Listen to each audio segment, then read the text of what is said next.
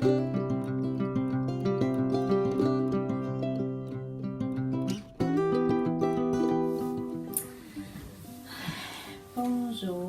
tout le monde. Alors j'espère que vous allez bien. Alors chose promise, chose due, je vous avais dit que je reviendrai assez rapidement là, pour clore l'année 2021 et débuter la 22. Je tiens à vous dire en commençant que vous êtes sur un podcast principalement de tricot. Alors, si c'est la première fois que vous êtes ici, vous êtes sur le podcast Une maille par jour. Mon nom est Nancy, je suis située au Québec, plus précisément en Estrie, au Québec. Et c'est mon 8e épisode. Ça fait 1 an, jour pour jour, pas jour pour jour, mais presque jour pour jour que j'ai commencé à filmer ce podcast. Et aujourd'hui, c'est l'épisode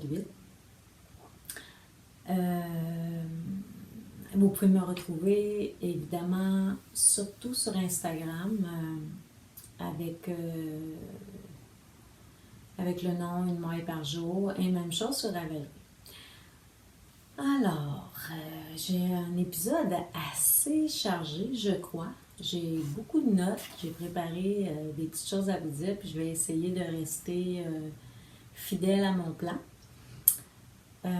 Premièrement, j'aimerais débuter en vous souhaitant une excellente année. Et quand je réfléchissais à tout ce qui se passe actuellement encore à cause de la pandémie, la première réflexion que je me suis faite, c'est que, en tout cas, je parle pour moi, là, il faut vraiment que je me ramène dans mon cœur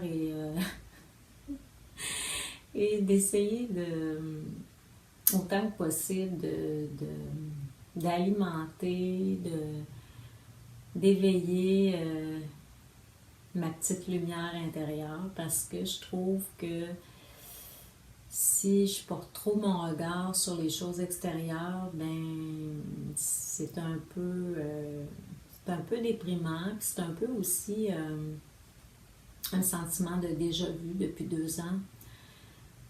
Alors, si j'avais un vœu à vous faire, c'est celui-là, de réveiller, d'entretenir votre petite lumière intérieure pour qu'elle jaillisse à l'extérieur et qu'ainsi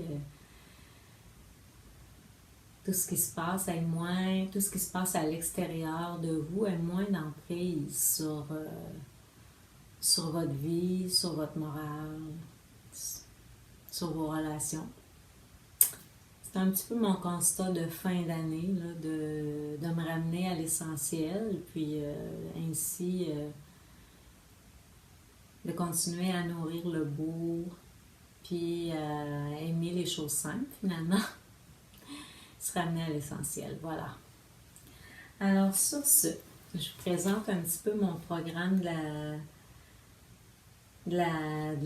pas de la journée, mais du podcast, parce que j'ai tellement de choses à vous dire. J'aimerais ça vous parler un petit peu de projet fini, projet en cours, projet futur. On va faire ça rapidement parce que j'ai quand même fait un épisode dernièrement.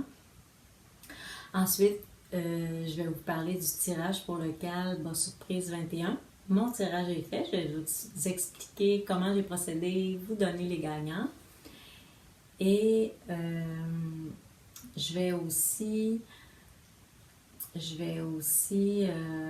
parler peut-être d'un nouveau CAL qui m'intéresse, qui m'allume particulièrement. Fait que si ça vous intéresse de me suivre là-dedans, on s'en reparle un peu plus tard. Et évidemment, je vous parle de mon Make 9 Inspiration 2022.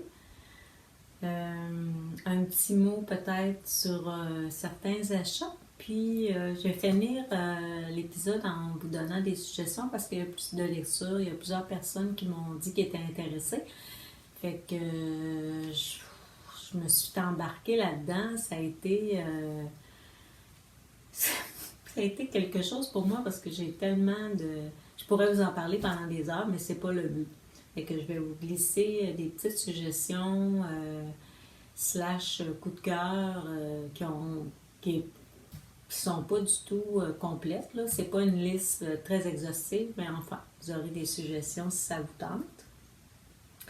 Puis, ah oui, je viens de me rendre compte que j'ai pas les prix avec moi. Bon. OK. Alors, quand je vais faire le tirage, je vais insérer probablement les photos là, des prix. OK. Ah oui, puis je peux vous dire aussi qu'est-ce que je porte. C'est mon Carl Johan que j'ai tricoté. C'est un patron qui se retrouve sur Ravelry, mais sur Knitting for Live, un patron de Pernille Larsson. Je l'ai tricoté avec un mohair Knitting for Live et avec deux brins, là, un brin de mohair puis un brin de tweed sport de la maison tricotée à Montréal. Fait que si vous voulez avoir le détail, j'ai détaillé ma fiche Ravelry sur ce projet-là. Puis c'est un chandail que j'avais terminé au mois de mai, puis que j'avais pas eu l'occasion de porter, parce que vous vous doutez bien que c'est un chandail assez chaud. Je l'ai fait quand même assez gras, mais avec un col roulé, c'est un chandail quand même assez chaud, très confortable. Moi, le mohair, ça me pique pas, fait que je suis super bien dedans. Je me rends compte que j'adore le col roulé, mais j'en aurais pas 50 parce que c'est plus chaud, je trouve, qu'un chandail avec une encolure un peu plus ouverte. Mais disons qu'en avoir un ou deux dans ma garde-robe, là, c'est parfait. Alors voilà, c'est un chandail parfait pour l'hiver. Aujourd'hui, c'est super beau dehors, il y a une belle petite neige qui tombe. Ça ressemble à Noël, même si Noël est passé. Et c'est agréable, on va pouvoir faire des sports d'hiver. Ok, je me suis fait aujourd'hui un petit thé. Un thé blanc à la pêche. J'ai découvert ça dernièrement, les thés à la pêche, puis j'aime beaucoup ça. Fait que je vous mettrai dans la barre, si vous êtes au Québec, je vous mettrai dans la barre, dans le menu déroulant plus bas, qu'est-ce que je bois aujourd'hui. Parlant de menu déroulant, je vais vous le dire tout de suite, menu du podcast, il est possible que ça me prenne quelques jours à mettre à date toutes les notes, toutes les choses dont je vais vous parler aujourd'hui.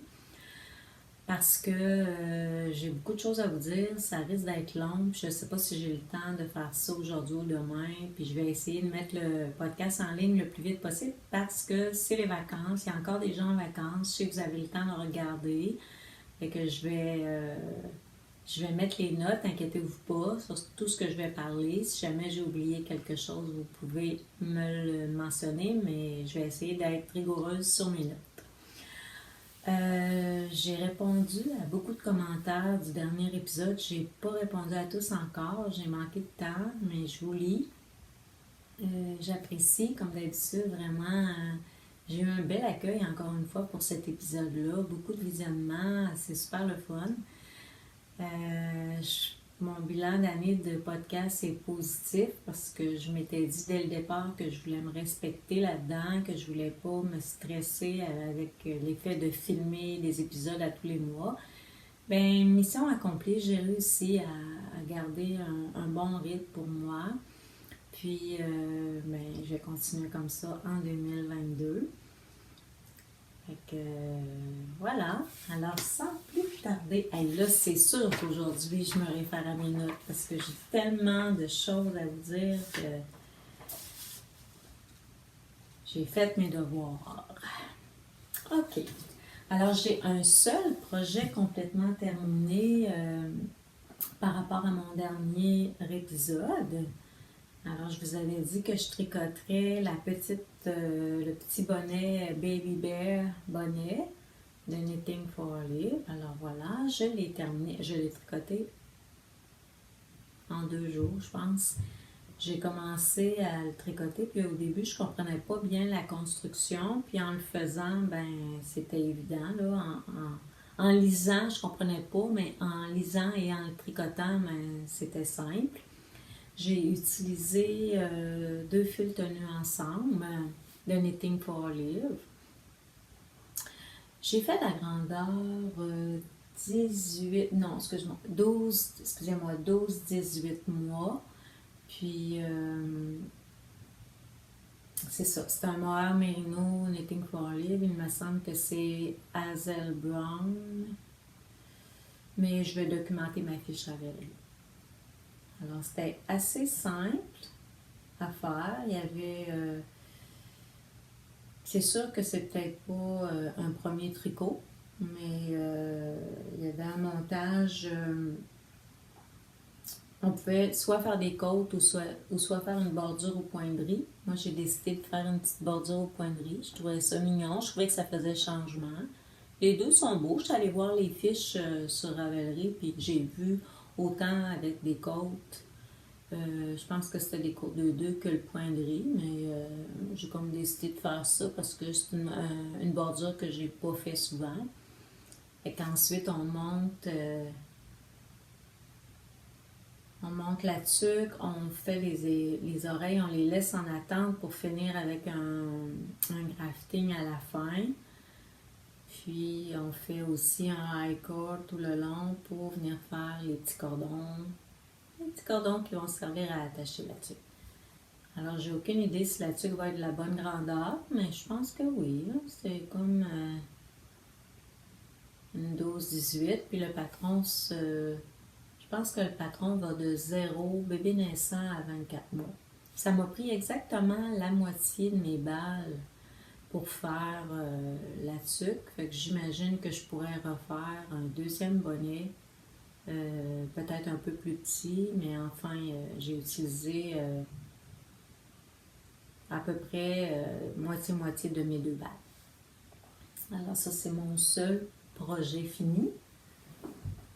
J'ai avancé un peu plus mes bas. Vous vous rappelez, j'avais commencé. J'ai l'impression que je vous ai parlé hier.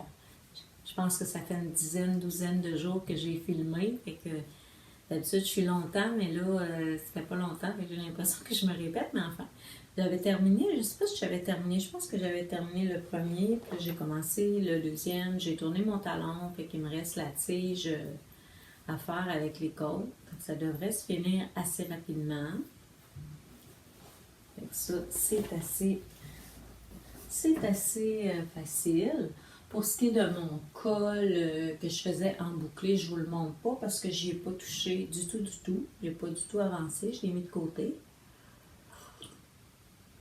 Parce que je travaillais très intensément sur le Hide and Peak pour mon conjoint.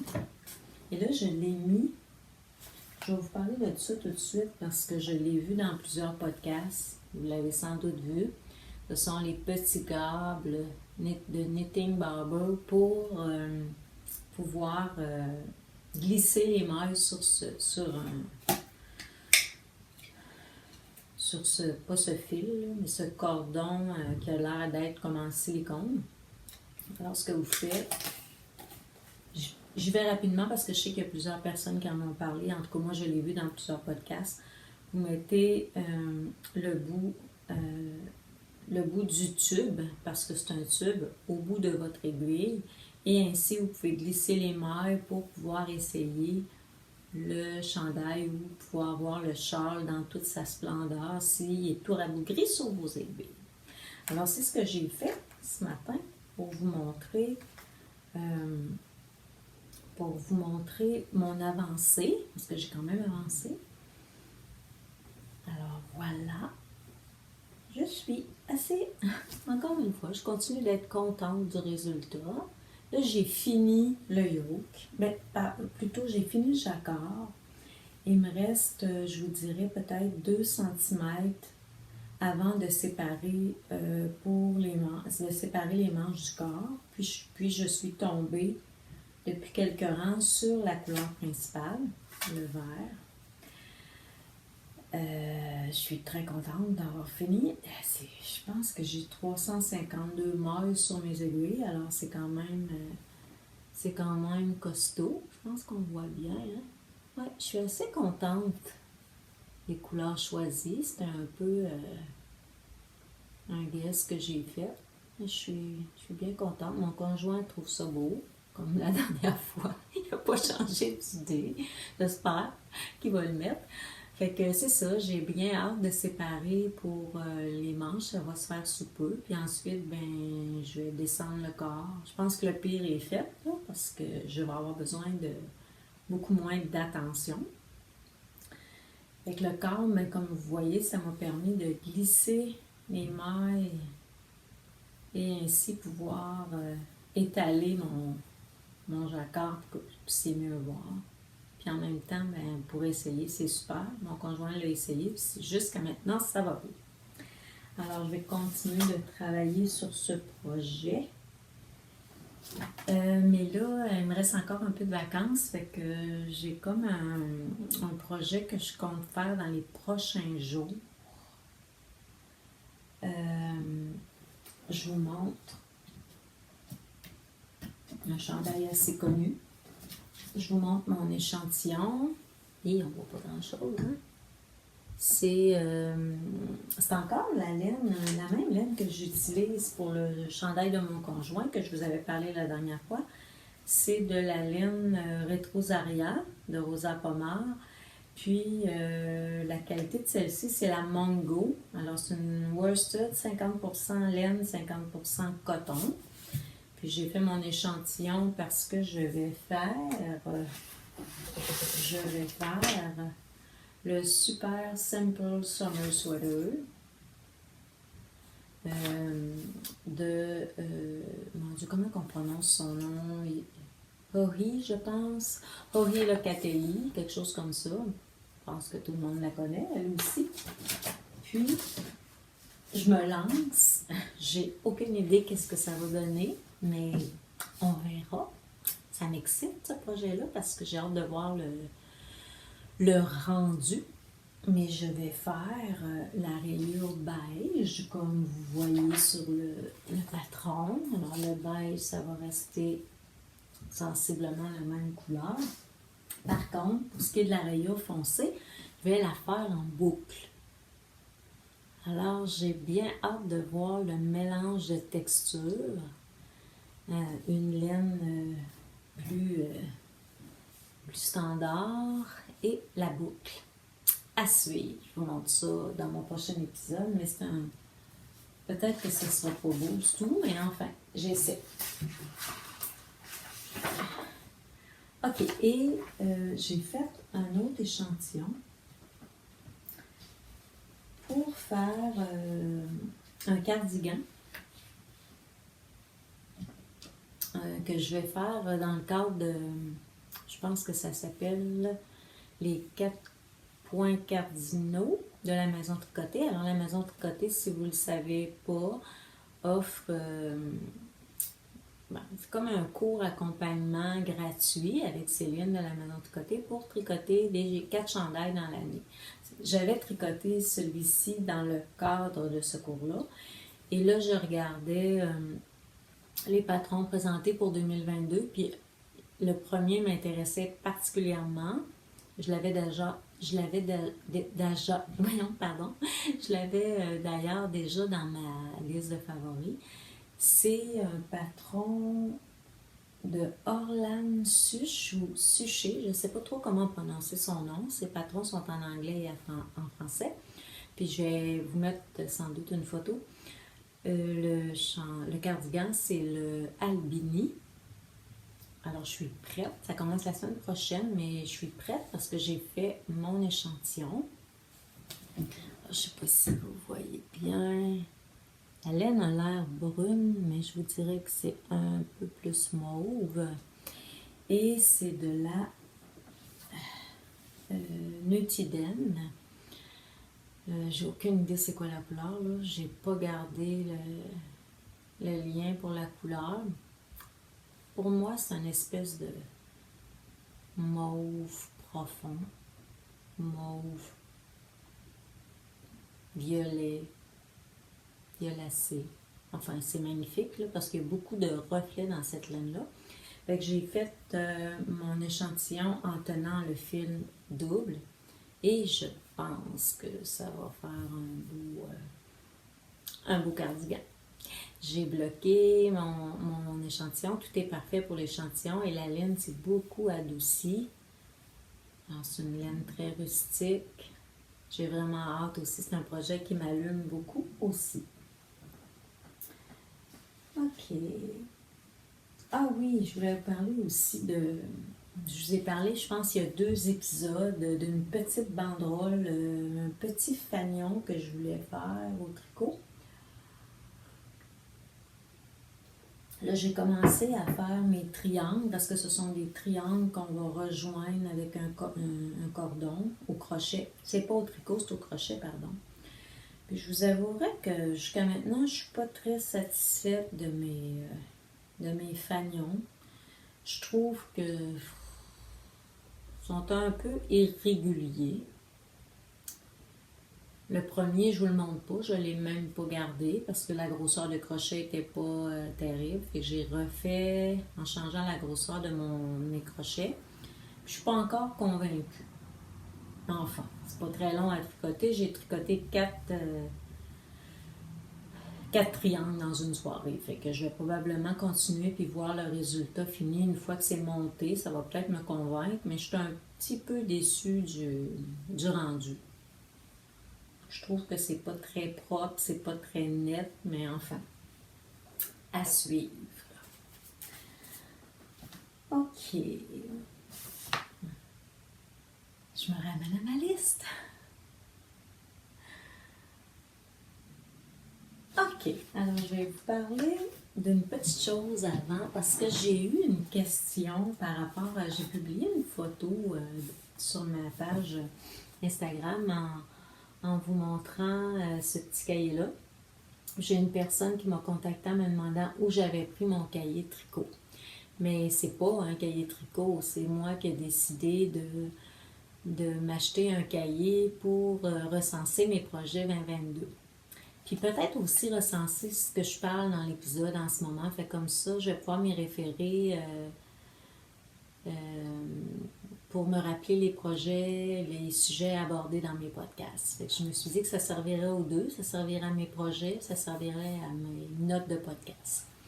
Ce que j'ai fait, c'est que j'ai acheté un cahier bien ordinaire que j'ai décoré. Et ce que je voulais, par contre, qui était important pour moi, c'était d'avoir un cahier avec des points. Je ne sais pas si vous voyez, là. C'est pas quadrillé, c'est pas ligné, mais c'est avec des poids. Parce que je me disais que ça me permettrait de me laisser un peu plus aller au niveau du dessin et ça me donnerait des repères si je veux faire des petits dessins. Je suis vraiment pas bonne en dessin, mais j'avais le goût comme... d'essayer d'être un petit peu plus créative de ce côté-là.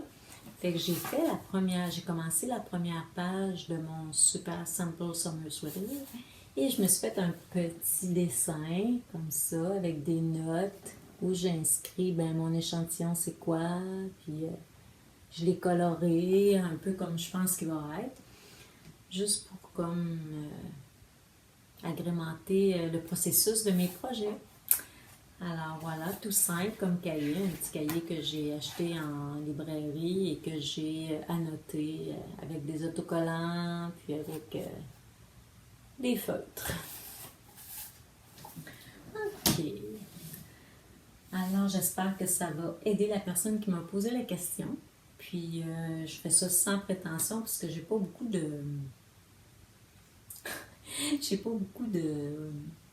d'habileté artistique là, avec les crayons, mais c'est pour m'amuser. C'est vraiment pour m'amuser. D'accord, alors je serais rendue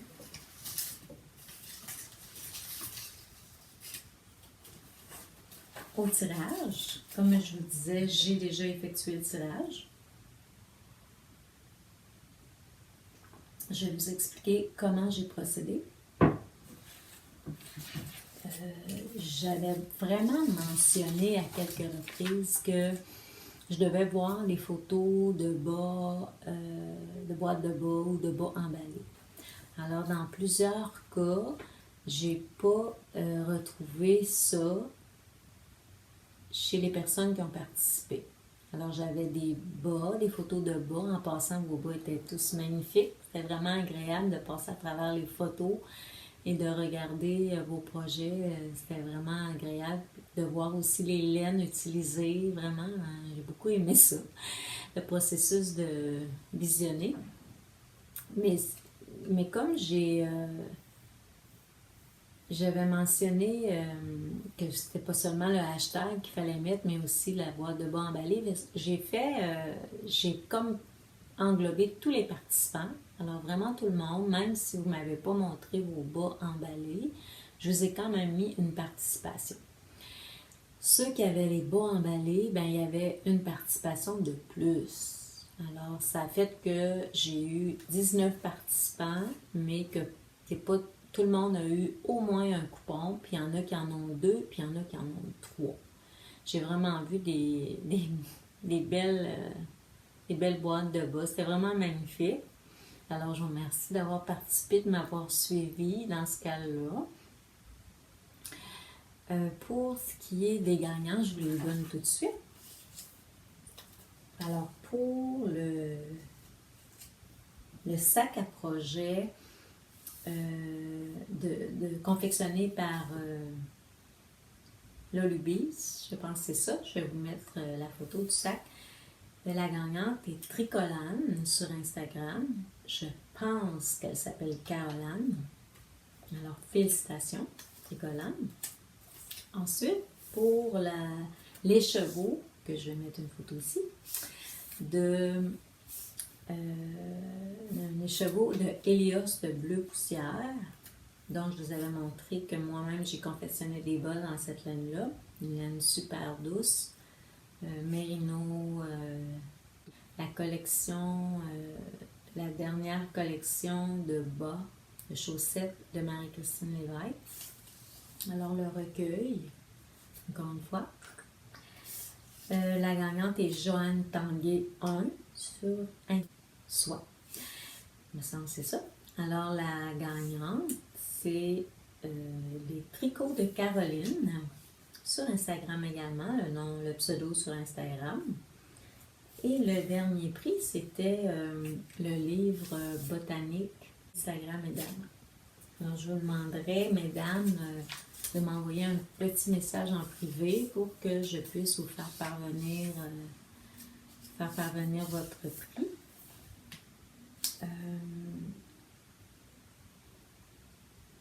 Je voulais dire aussi que... Ah oui, c'est ça. Je voulais dire que je vais donner jusqu'au 20 janvier aux gens pour me contacter. Alors, si jamais les gens ne me contactent pas, ben à ce moment-là, je referai tirer, si jamais il reste des prix, je referai tirer le prix. Pour ce qui est de mes bas emballés, moi, ça n'a pas été un succès parce que j'ai tricoté cette année environ, je vous dirais, à peu près 7 à 8 paires de bas à mon année, sauf que j'en ai donné, puis il y en a que j'ai pas emballé parce que je les ai comme portés, parce que je voulais tester l'usure ou la résistance du fil. Fait que je me suis retrouvée avec seulement 2 paires de bas emballés que j'ai déballés hier. Et je pense que je vous les avais montrés peut-être dans mon premier ou mon deuxième épisode. Alors, il y a celui-ci. C'est... qu'on voit bien, oui.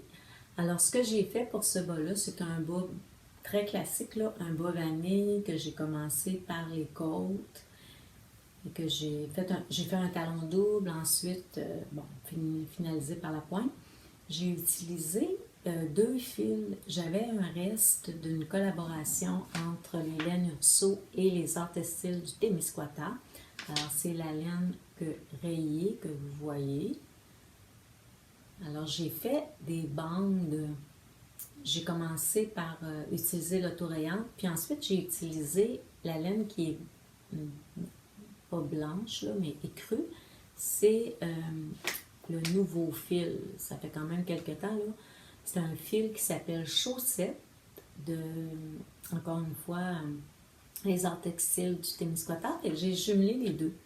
J'ai fait des bandes un peu plus larges pour la écrue, puis j'ai fait des séries de deux rayures avec mon reste d'autorayantes, de la collaboration entre les deux teinturières.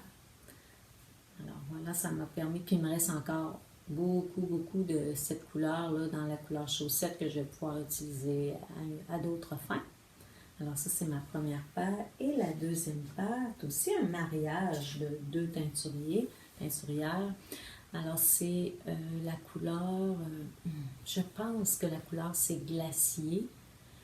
C'était dans le cadre de 12 mois de bas québécois avec la maison tricotée. C'était la compagnie Riverside Studio, la couleur glacier. Et j'ai accompagné ça de la Urso. Je ne sais pas c'est quoi la couleur. Francheville. Je suis pas sûre. Un beau vert forêt profond que je trouvais qui se mariait bien avec les bas. Alors j'ai fait un mix des deux. Et c'était les deux bas que j'avais d'emballer dans ma boîte. Je serais contente de les déballer et je vais pouvoir les porter. D'ailleurs, j'ai comme envie d'en essayer un immédiatement. Je trouve que le vert de cette chaussette va bien avec ce que je porte. Voilà. Il y a comme un petit thème de vert. Voilà. Ok, alors c'était...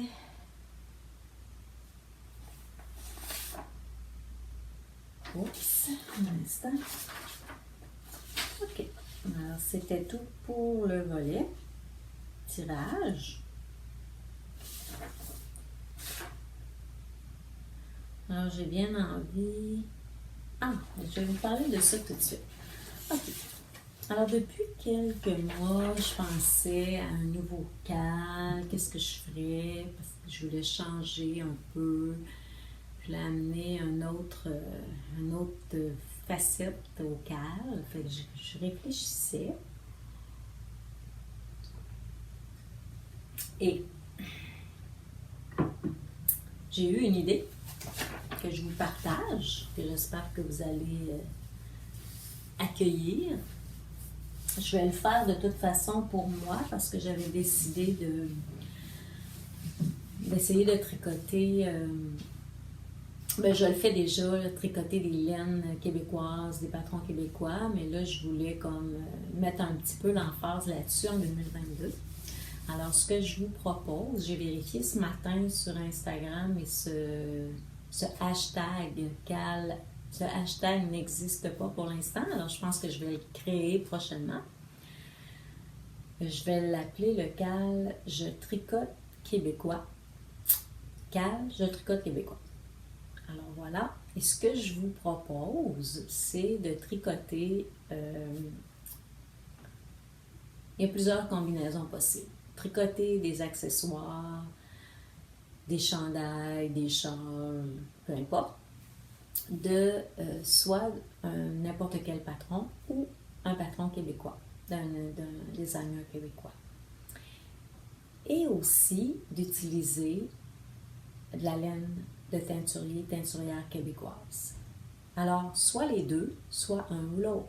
Vous pourriez choisir de tricoter un accessoire de designer québécois avec une laine, peu importe la provenance. Vous pourriez choisir de tricoter une laine québécoise avec un patron de peu importe la provenance. Donc, ou encore de joindre les deux.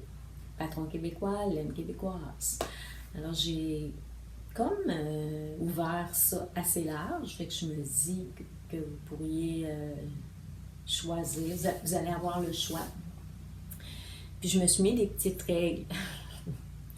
Alors je vous dirais, je vais prendre jusqu'à 8 participations maximum. C'est-à-dire que si vous tricotez un accessoire québécois avec une laine québécoise, ça vous donne 2 participations. Si vous tricotez 8 accessoires avec seulement des patrons québécois, ça vous donne 8 participations, ainsi de suite. Je vais prendre 8 participations par personne. Je pense que c'est assez clair. La seule chose que je vous demanderais d'éviter, c'est de prendre, exemple, à moins que vous fassiez, je vous donne un exemple, vous décidez de faire des bas avec des restes de laine québécoise ou un patron québécois, mais ça va compter, si vous avez les deux, pour 2 participations, sinon une participation. Mais ce que je veux dire, c'est que j'aimerais que votre patron, si vous vous inscrivez pour la laine québécoise, que votre patron soit principalement fait avec la laine québécoise, même si vous avez intégré une autre laine, exemple pour le jacquard. Ou pas que ça soit compliqué, là, je veux que ça reste simple. Alors, ça s'appellerait Cal, je tricote québécois. Je vais probablement faire une publication prochainement pour en parler sur Instagram. Comme ça, si ça vous tente, j'espère que vous allez participer. Puis, j'ai déjà des idées de prix. On se parle de ça plus tard dans l'année parce que je laisse ça ouvert, encore une fois, toute l'année 2022. On prend notre temps. On respire par le nez, on fait ça doucement. Alors voilà, c'était le 3e sujet que je voulais vous entretenir. Ok, alors maintenant, mon Make 9 ou mon inspiration 2022. Alors je vais vous glisser une photo ici de mon Make 9. Puis vous allez aussi, je vais publier sur ma page Instagram. J'ai répété 3 projets qui étaient dans mon Make 9 2021 que j'ai pas fait, évidemment. J'ai réalisé que j'avais seulement tricoté, pas seulement, j'ai tricoté 3 projets de mon Make 9 2021. Ce qui est parfait pour moi, là. Je vous ai dit toujours que c'est une inspiration, donc j'y vais avec l'envie du moment. Alors j'avais 3 projets que j'ai faits, donc je me suis dit que c'était raisonnable de reconduire 3 projets en espérant les faire. Et qu'il y a 3 projets que vous allez retrouver qui étaient là l'année passée dans mon Make 9. Il y a le Weekender d'Andrea Maury. J'ai aussi, je pense que c'est le Navely de Caitlin Hunter. Bon, là, j'ai pas mon Make 9 sous les yeux. Un instant. Je vous dis ça tout de suite.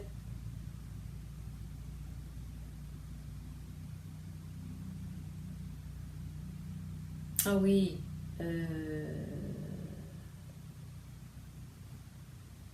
me rappelle pas du nom, puis je ne veux pas vous montrer sur la photo. Ouais, c'est Denise Byron, la designer, mais j'ai pas le nom du patron, j'essaierai de le mettre dans le bas. Et vous allez remarquer que j'ai mis, j'ai comme laissé beaucoup de portes ouvertes à mon Make 9 parce que je veux faire un char, je ne sais pas lequel. Je veux faire un projet mystère parce que c'est sûr que je veux faire quelque chose qui n'est pas encore publié, qu'une créatrice est peut-être en train, créatrice est peut-être en train de créer, que je vais avoir le goût de tricoter. Alors j'ai laissé des petites cases comme ça, puis j'ai mis aussi 2 projets à offrir. Alors je veux, dans mes objectifs, je veux tricoter 2 projets avec l'intention de l'offrir à quelqu'un. Puis évidemment, il y a seulement 9 projets sur le Make 9, mais c'est sûr que je vais tricoter plus que ça, parce que l'année passée, j'ai quand même tricoté plus que ça.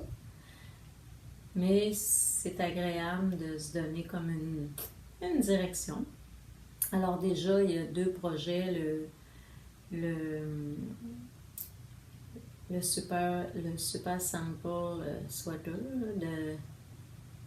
que je vais faire avec la boucle, que je vais commencer bientôt, et le Albini que je vais commencer aussi bientôt, sont sur mon Make 9.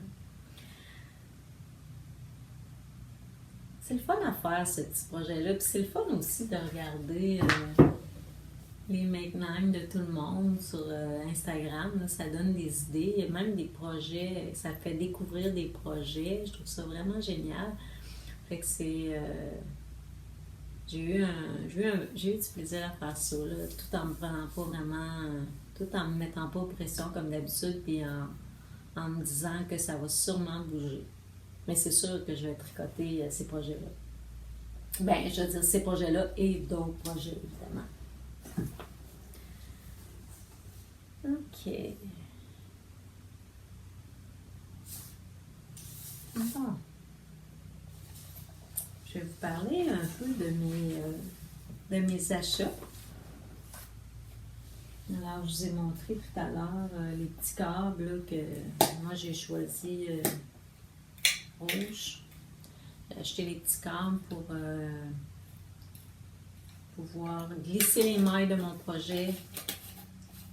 Je pense que je vous ai dit le nom tantôt, hein, c'est de Knitting Barber. Fait que j'ai acheté ça. Ça, je trouvais ça... Déjà, je l'utilise. Là. Fait que c'est sûr que c'est pratique. Je savais que j'allais l'utiliser, mais je l'ai déjà utilisé pour vous montrer mon projet puis pour que mon conjoint essaie. Fait que c'est sûr que ça va être pratique. Surtout que je suis une bonne tricoteuse de chandail. Fait que c'est comme une espèce d'essentiel à avoir. OK. Alors, rebonjour. J'ai fait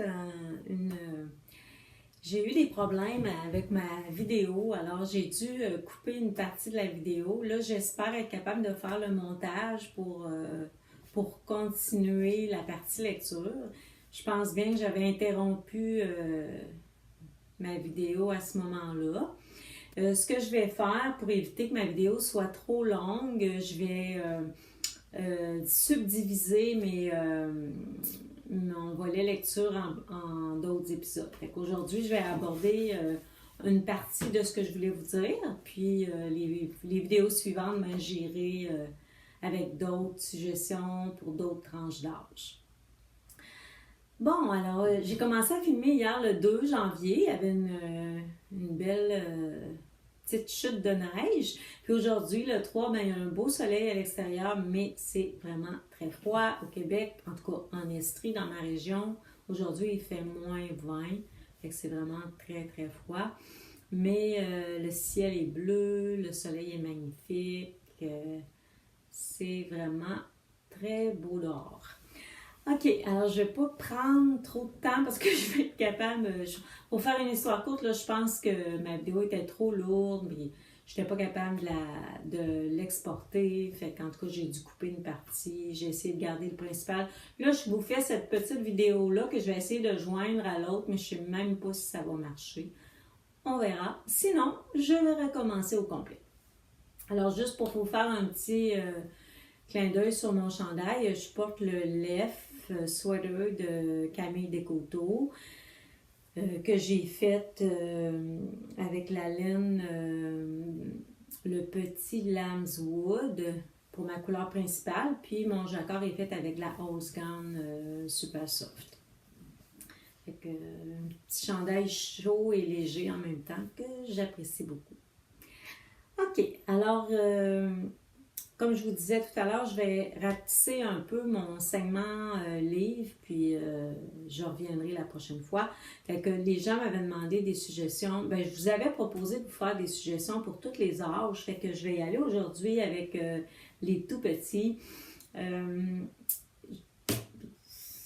Premièrement, peut-être que l'information est pertinente. Là, j'ai débuté un certificat en littérature jeunesse là, il y a une dizaine d'années parce que je travaillais beaucoup avec les jeunes.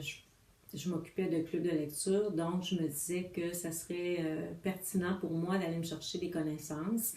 Fait que j'ai eu quelques cours sur la littérature des très petits, puis puis un peu plus d'expérience de travail avec les plus vieux. Fait que, dans cette petite section, je vais vous parler des tout petits. Puis je vais vous donner des grandes lignes, pas nécessairement des auteurs, peut-être quelques-uns, mais surtout les choses à observer quand on veut acheter un livre pour un bébé. En passant, il n'est jamais trop tôt pour acheter un livre à un enfant. Aussi rapidement que l'enfant est mis en contact avec des livres, ben, ça devient pour lui un objet du quotidien, puis un objet essentiel. Alors, ça devient facile en vieillissant que l'enfant aime l'objet, premièrement, puis aime lire, soit curieux de vouloir lire. Première chose. Puis je vous conseille aussi peut-être que vous le faites, là. Tout ce que je vous dis, là, je n'invente pas, là, mais je réinvente pas la roue. Peut-être que c'est des choses que vous faites, mais sinon, ben, c'est un complément d'information. Donc, je crois que c'est bien et important de laisser les enfants, les jeunes enfants jouer avec les livres.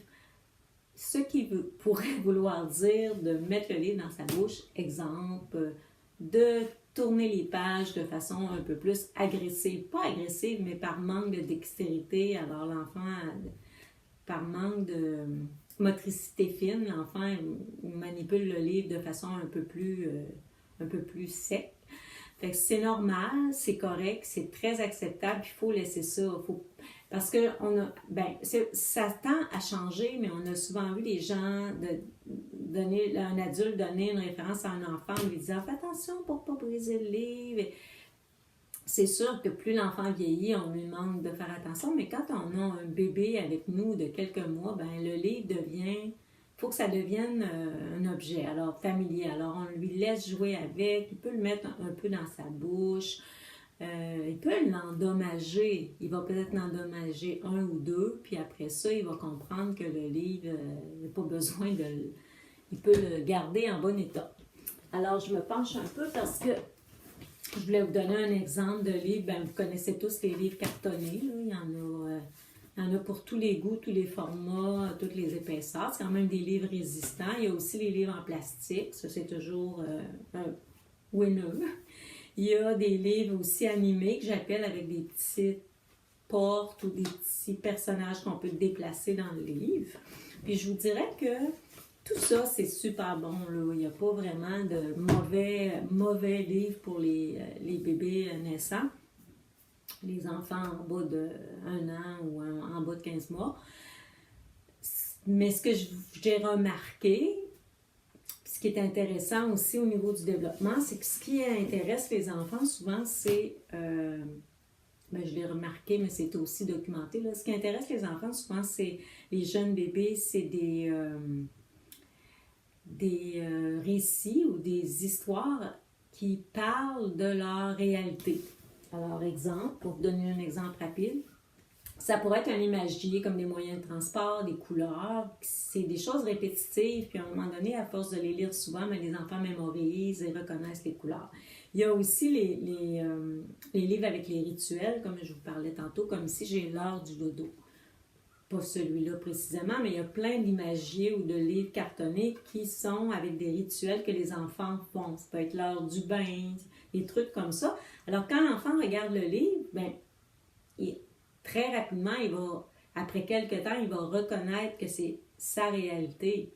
Et il va s'intéresser à cette réalité-là qu'il revoit, à ces gestes familiers que lui vit et qu'il revoit dans un livre. Et ça lui donne un intérêt supplémentaire pour le livre. Alors, pour ce qui est des suggestions de titres, je vous en mettrai dans la barre. Il y en a plusieurs, mais je vous en mettrai quelques-uns. Peut-être mes préférés. J'aime beaucoup les livres d'Élise Gravel, si vous ne la connaissez pas, qui écrit pour les bébés jusqu'à environ 9-10 ans. Il y a aussi Philippe Béat, que j'aime bien, qui est bien... qui fait des belles illustrations colorées. Il y en a plusieurs, là, je nomme ceux-là. Puis, je vous dirais qu'ils ont des livres cartonnés, ces auteurs-là, mais ils ont aussi des livres pour un peu plus vieux, là, 2, 3, 4 ans. Je vous en mettrai quelques-uns dans la barre, pas juste de ces auteurs-là, mais de d'autres auteurs. Puis, les mois prochains, si vous avez toujours un intérêt, j'irai avec les plus vieux, les ados, pour des prochaines capsules. Je regarde le temps parce que je ne veux pas que ma vidéo soit trop longue. En terminant, là, j'ai l'impression d'être un peu décalée. J'ai filmé hier, en fait. En terminant, j'aimerais ça vous vous parler de 2 coups de cœur que j'ai eus récemment, des lectures adultes. Il y en a un, je vais vous mettre une image, là, je ne sais pas de quel côté. Ça s'appelle Entre toutes les mères. C'est un roman que j'ai lu, pas dans le cadre, parce que je fais partie d'un club de lecture, je ne l'ai pas lu dans ce cadre-là. Là. Je l'ai lu, je pense qu'il m'a été conseillé par quelqu'un. Je me demande, j'espère que je vous en ai pas déjà parlé, je pense pas, mais en tout cas. Si c'est le cas, oubliez ma partie livre. Alors le livre, le roman s'appelle Entre toutes les mères. C'est l'histoire d'une femme qui rencontre un homme, ils deviennent... ils se mettent en couple, ils ont un enfant. Et dès le départ, la mère est convaincue que son enfant ne l'aime pas, c'est une fille. Puis on va comprendre... on va comprendre. L'auteur tente de nous expliquer cet état de fait en retournant dans le passé du personnage principal, de la mère, puis en retournant aussi dans le passé de sa mère et de sa grand-mère. Alors, on est comme un peu à 3 époques, principalement dans l'époque d'aujourd'hui, mais on se promène un peu dans des époques plus anciennes pour essayer de comprendre ce que le personnage principal vit avec sa fille. En même temps, il y a une espèce de sentiment, quand on lit le livre, d'oppression parce qu'on sent qu'il y a quelque chose qui cloche avec l'enfant, mais on se demande, est-ce que c'est la perception que la mère nous décrit, qui nous amène dans cet état-là? Est-ce que c'est vraiment ça? Est-ce qu'elle a assez de recul, assez d'impartialité pour bien saisir son enfant?